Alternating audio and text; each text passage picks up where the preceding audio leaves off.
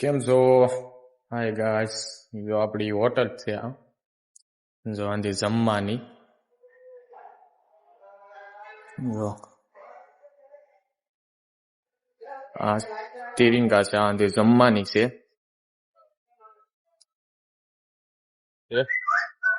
આપણે આંધી ગાંઠિયાની હોટલ છે. વતન જલેબી ગાંઠિયા બધું મળે અહીંયા.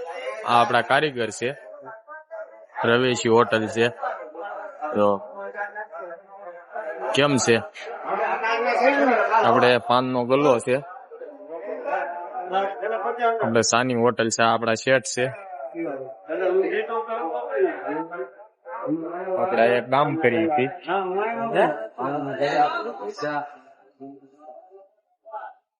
આ આપણો કારીગર છે.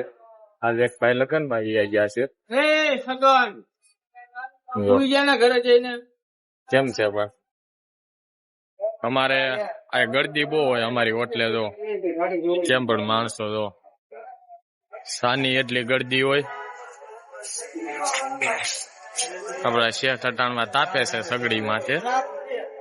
અને આજ પેલો બ્લોક આપણો છે. કેમ છે?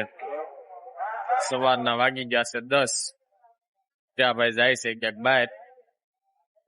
આપણો શેઠ નો ક્રોપ થાર છે. હજી ક્રોપિયો એક ઘેરે છે.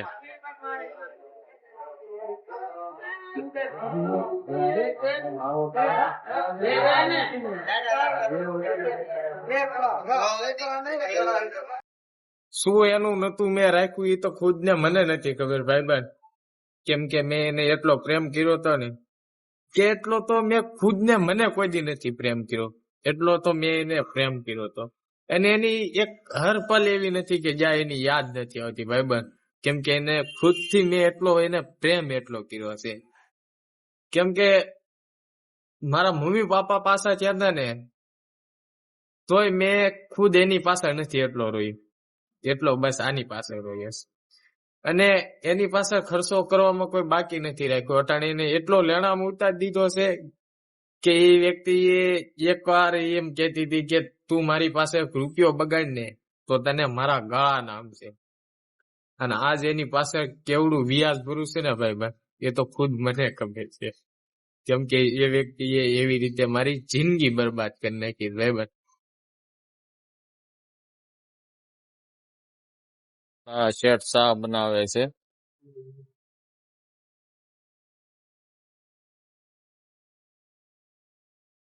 મારા જોડે હતી ત્યારે કદી દુખી ના થઈ. શું નતું મેં એનું રાખ્યું ભાઈ.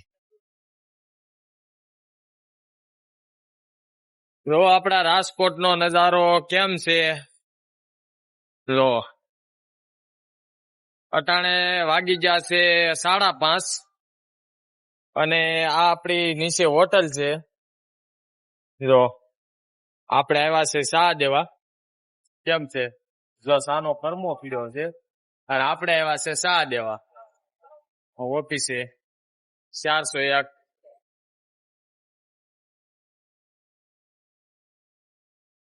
બિલ્ડિંગ રાજકોટની.